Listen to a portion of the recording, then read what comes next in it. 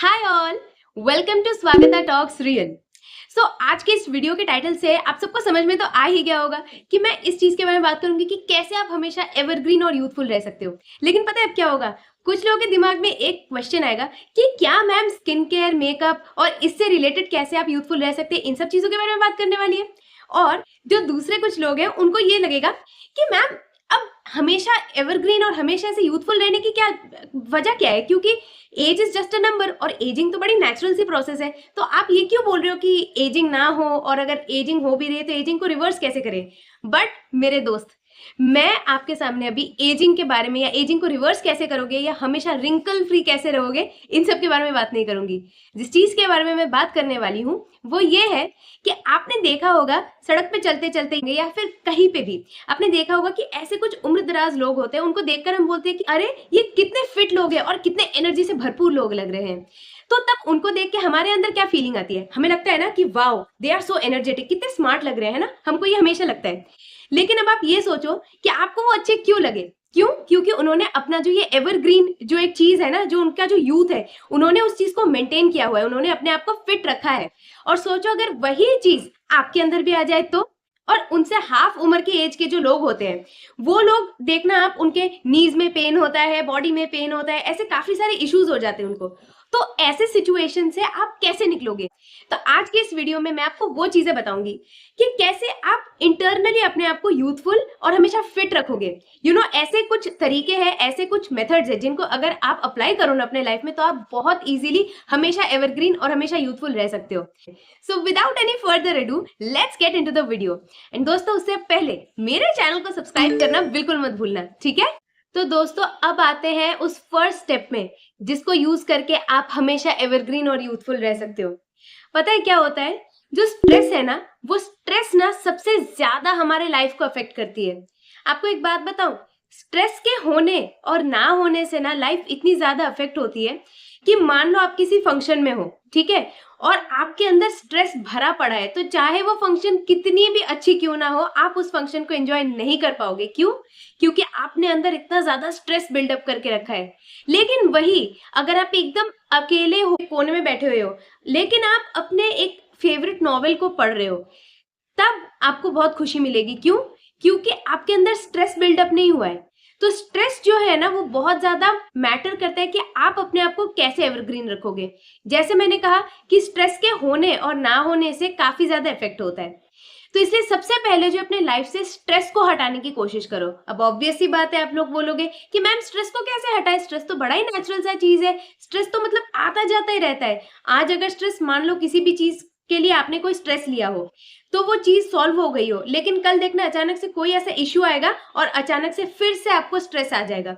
तो स्ट्रेस जो है ना, ये एकदम ऐसे रेगुलर वाली चीज है। लेकिन फिर आपको क्या करना है, जैसे ही स्ट्रेस आपके लाइफ में आए, आप ऐसे सोचो कि इस स्ट्रेस को तो मैं एक दो दिन में हटा ही दूंगा या हटा ही दूंगी।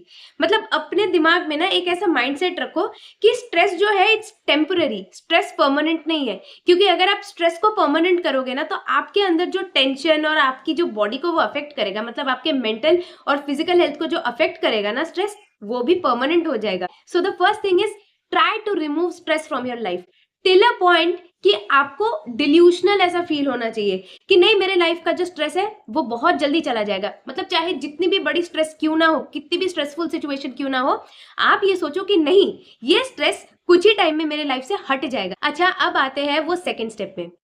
अभी एक बात बताओ कि जो सक्सेस है, सक्सेस ऐसी चीज है कि हम सबको एक सपना होता है कि हम सक्सेसफुल होना चाहते हैं, लेकिन सक्सेसफुल होने में टाइम लगता है। और क्योंकि वो टाइम लगता है ना सक्सेसफुल होने में, तो अक्सर जो है ना हमें इतना ज्यादा ऐसे स्ट्रेस होता है, इतना टेंशन होता है, हमें लगता है कि शायद हम सक्सेसफुल नहीं हो पाएंगे। लेकिन यहीं पे हम बहुत बड़ी गलती करते हैं। देखो, आप अगर अपना हार्डवर्क और सिंसेरिटी डाल रहे हो तो एक ना एक दिन आप सक्सेसफुल बन जाओगे।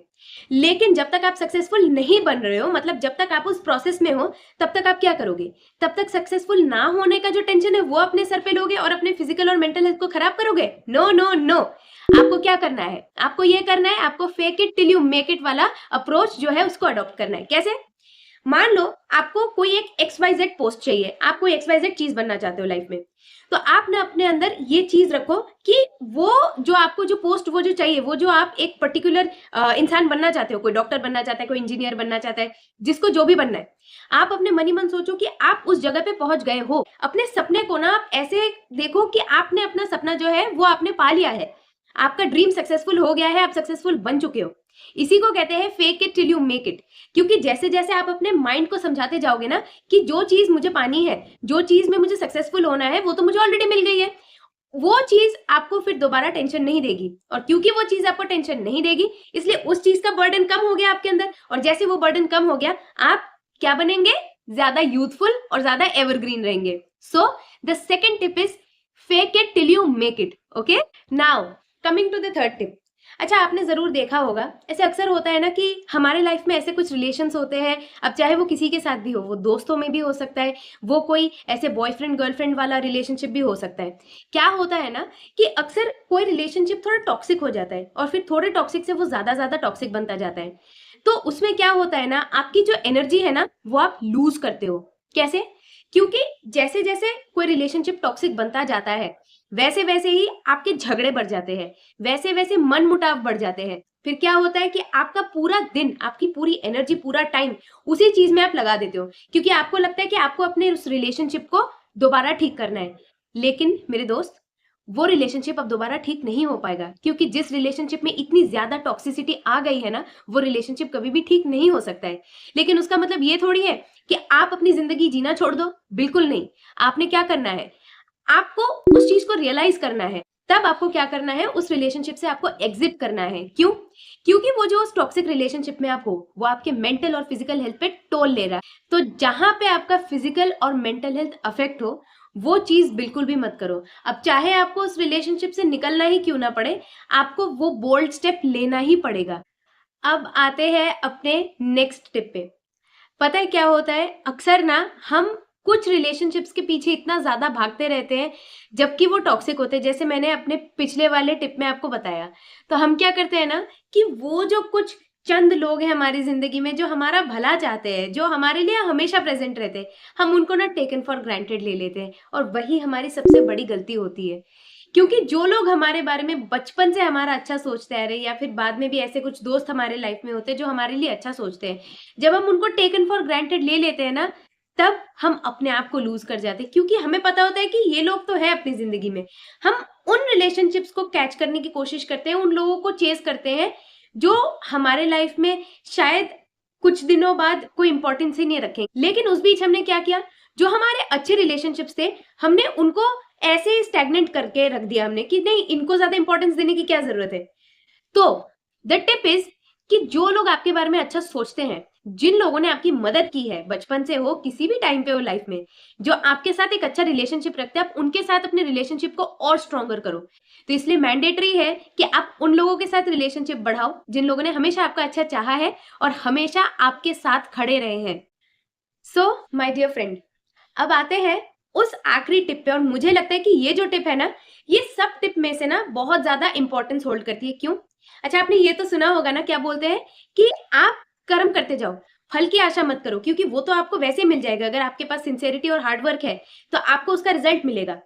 लेकिन आज मैं आपको एक ये चीज बताती हूँ, जब भी हम कोई नया वेंचर टेकअप करते हैं, जब भी कोई नया प्रोजेक्ट लेते हैं, तो हम क्या करते हैं कि उसको सक्सेसफुल बनाने के लिए हम बहुत ज्यादा हार्डवर्क करते हैं और बहुत ज्यादा सिंसेरिटी हम दिखाते हैं। लेकिन होता क्या है ना, कभी कभार हम एक ऐसे रैट रेस में पड़ जाते हैं कि हम उसको चेज करने लगते हैं, मतलब पागलों की तरह उसके पीछे भागने लग जाते हैं। लेकिन वो बिल्कुल सही नहीं है दोस्त। पता है क्यों? क्योंकि जैसे जैसे आप चेज करना स्टार्ट करोगे ना, जैसे जैसे उस पर्टिकुलर चीज के पीछे आप भागने की कोशिश करोगे ना, वैसे वैसे वो चीज छूटती जाएगी। इसलिए आपको क्या करना है, आपको सिर्फ अपने हार्डवर्क और सिंसियरिटी पे ध्यान रखना है। क्योंकि आगे जो भी रिजल्ट है, आप सक्सेसफुल होगे या नहीं होगे, वो तो टाइम विल टेल। लेकिन अगर आप उस चीज को चेज करते रहोगे ना, आप अपने मेंटल पीस को खो दोगे। सिर्फ अपना काम करो, हार्डवर्क डालो, सिंसियरिटी डालो, आप देखो आपको रिजल्ट इतने अच्छे तरीके से मिलेगा ना, आपने सोचा भी नहीं होगा कि आप इतने सक्सेसफुल कभी बन सकते थे। तो दोस्तों, आई होप कि ये जो टिप्स मैंने आपके साथ शेयर की कि आप हमेशा कैसे एवरग्रीन और यूथफुल रहोगे, ये आपके काम जरूर आएगी। क्योंकि मैंने ये टिप्स खुद भी अपने ऊपर आजमाए हैं, और आई होप आपको ये वीडियो अच्छी लगी हो। दोस्तों, ऐसे ही और वीडियोस मैं आप लोगों के लिए लेकर आऊंगी।